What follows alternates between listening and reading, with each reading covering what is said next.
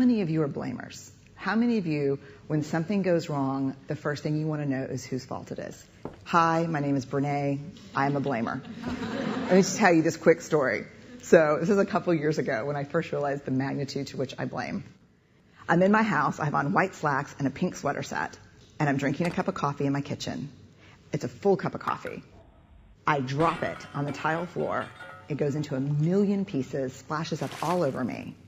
And a millisecond after it hit the floor, right out of my mouth is this: "Damn you, Steve."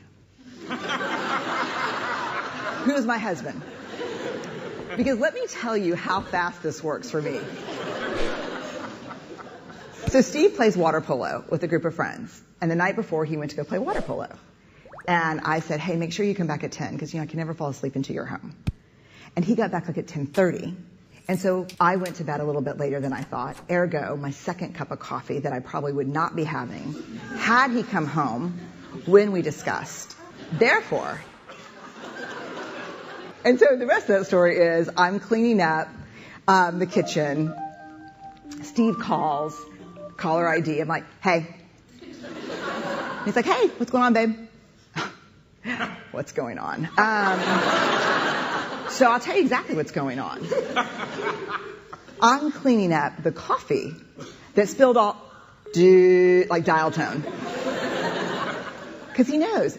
How many of you go to that place when something bad happens, the first thing you want to know is whose fault is it? I'd rather it be my fault than no one's fault.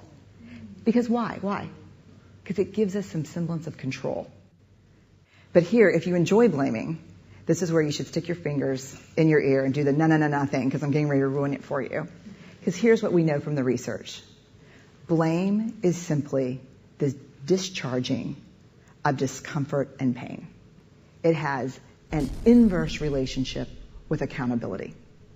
Accountability, by definition, is a vulnerable process. It means me calling you and saying, hey, my feelings were really hurt about this, and talking. It's not blaming. Blaming is simply a way that we discharge anger. People who blame a lot seldom have the tenacity and grit to actually hold people accountable, because we expend all of our energy raging for 15 seconds and figuring out whose fault something is. And blaming is very corrosive in relationships, and it's one of the reasons we miss our opportunities for empathy.